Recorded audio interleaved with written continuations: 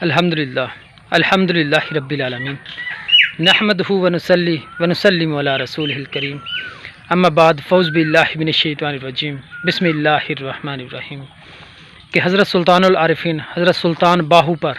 ایک بہت بڑا الزام لگایا جاتا ہے، جو سب سے زیادہ وہ لوگ لگاتے ہیں جو برائے نام صوفی کہلاتے ہیں، یا پھر ان کے ماننے والے لوگ ہوتے ہیں، یا پھر بہت سے لوگوں سے میں نے سنا ہے کہ جو نماز نہیں پڑھتے، روزہ نہیں رکھتے، حج زکوٰۃ ادا نہیں کرتے، تو وہ بہت بڑا الزام لگا دیتے ہیں۔ کمی خود کی ہوتی ہے، خواہش ان کی اپنی ہوتی ہے، رضا ان کی اپنی ہوتی ہے، تو وہ لوگ اس سے بچنے کے لیے ایک حوالہ دے دیتے ہیں جی روحانیت میں یا ویسے یہ کوئی اتنی بڑی بات نہیں ہے کہ نماز، روزہ، حج، زکوٰۃ اور جہاد یہ فرائض ہیں، ارکان اسلام ہیں جو انسان پر فرض ہیں۔ یہی تو اللہ تعالیٰ نے انسان پر اور مسلمان پر خاص طور پہ فرض رکھے ہیں، تو اس کے بارے میں کہتے ہیں جی یہ کوئی فرض نہیں ہے، اور حوالہ دیتے ہیں سلطان العارفین کا۔ سلطان العارفین کا ایک کلام ہے، ربائی ہے کہ نماز پڑھنا کم زنانا، روزہ رکھنا صرفہ روٹی ہو، کعبے وال اوہی جاندے جنا گھرو نہ دی نیت تروٹی ہو، اور میں قربان تنہا تو باہو جنا گھر لدھی بوٹی ہو۔ لیکن کبھی اس کی حقیقت کو نہیں پہچان پائے، کبھی اس کی حقیقت سے آشنا اور واقفیت حاصل نہیں کی، بس ایسے اپنی مفاد، اپنے مقاصد اور اپنی خواہش کی خاطر یہ لوگ صرف بیان کر دیتے ہیں اور نماز، روزہ، حج، زکوٰۃ سے چھٹکارا حاصل کرنا چاہتے ہیں۔ سب سے پہلی بات روحانیت اور باطنیت جسے صوفیزم کہتے ہیں، اس کا جو سب سے پہلی بات ہوتی ہے اور پہلا اصول اور قانون ہوتا ہے کہ جو بھی بندہ داخل ہوتا ہے اس کی کوئی ذاتی خواہش نہیں ہوتی، اس کی کوئی ذاتی مقصد نہیں ہوتا، کوئی ذاتی مفاد نہیں ہوتا، اور اس کا ہر مفاد اللہ اور اس کے رسول کی رضا کی خاطر ہوتے ہیں۔ یعنی اس کی اپنی کوئی نہ خواہش ہوتی ہے نہ رضا ہوتی ہے، اس کا ہر رضا، ہر خواہش، ہر جہاد، ہر مفاد، ہر مقصد اللہ اور اس کے رسول کی خاطر ہوتا ہے۔ تو جب پہلے سٹیپ پہ ہی گمراہ ہو جاتے ہیں تو پھر آگے وہ کیسے کہہ سکتے ہیں کہ ہم رحمانیت کے راستے پہ ہیں یا شیطانیت کے راستے پہ ہیں؟ کیونکہ شیطان بھی جب انسان اس راستے پہ آتا ہے، روحانی راستے پہ سالک بنتا ہے، تو شیطان ایک ایسی دنیا قائم کر دیتا ہے جو بظاہر تو انہیں روحانیت میں لگ رہی ہوتی ہے، لیکن وہ ساتوں آسمان وہ جادو کے ذریعے سامنے زہر کر دیتا ہے، لوگوں کو گمراہ کرتا ہے۔ وہ ایسے ہی لوگ ہوتے ہیں، تو وہ اصول اور قانون جو شعر و شاعری کے ہوتے ہیں اس سے واقف تو نہیں ہوتے،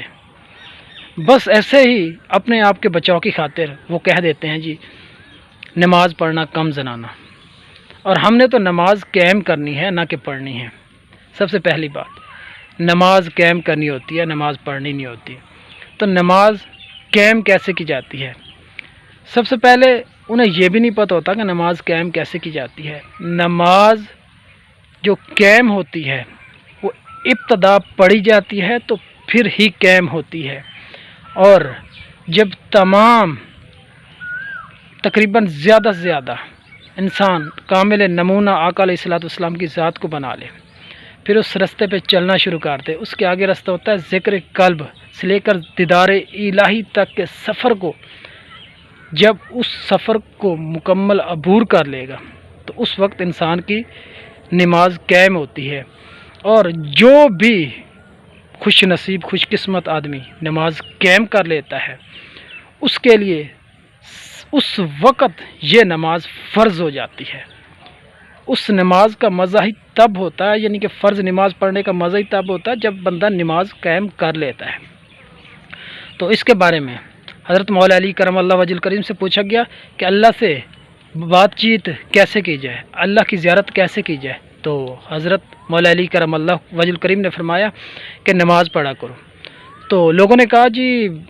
کیا آپ کو بھی اللہ کا کبھی دیدار نصیب ہوا ہے نماز میں؟ تو حضرت علی کرم اللہ وجہ الکریم جوش میں کہا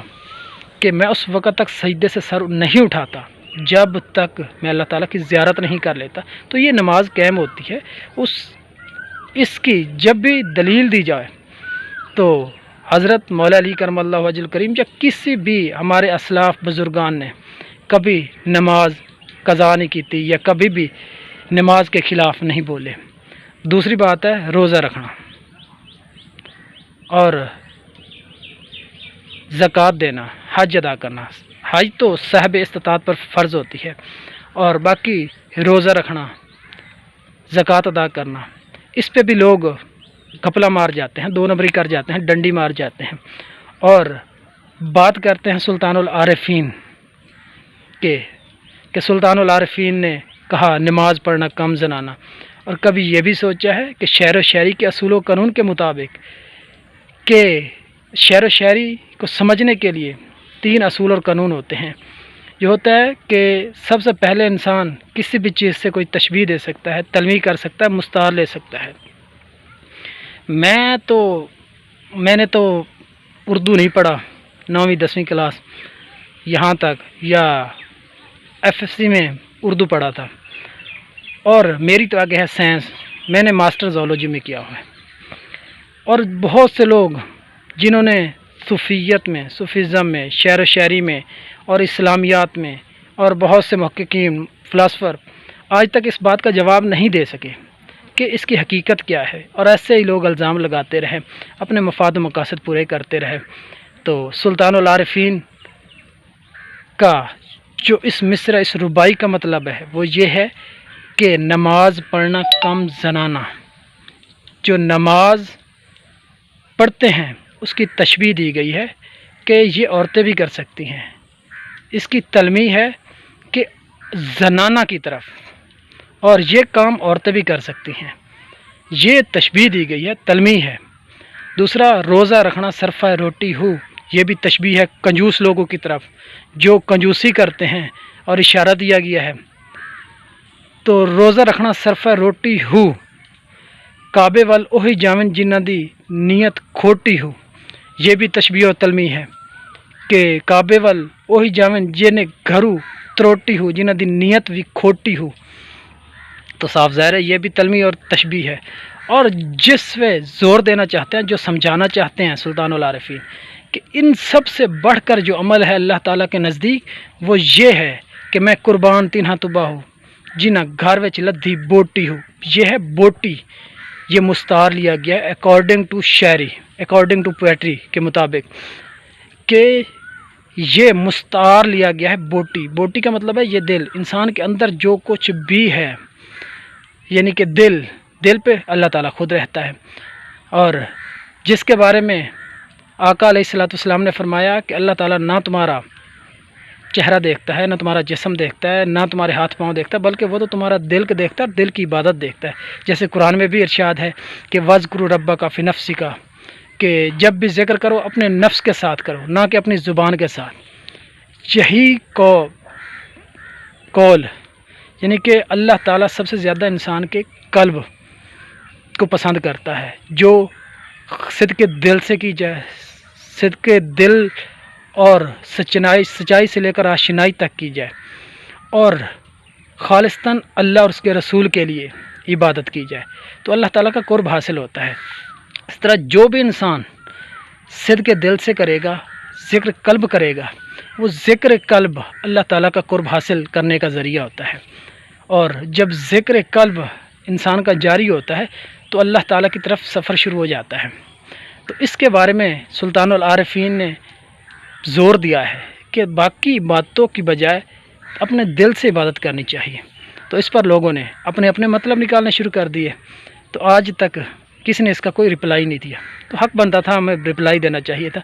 اس طرح جب بھی اپنے مفاد اور مقاصد، اپنی خواہشات بندہ شروع کر دیتا ہے تو اللہ تعالیٰ کا رستہ نہیں پا سکتا۔ اللہ تعالیٰ کا رستہ پانے کے لیے اپنی تمام خواہشات، مفاد، مقاصد ترک کرنے پڑتے ہیں۔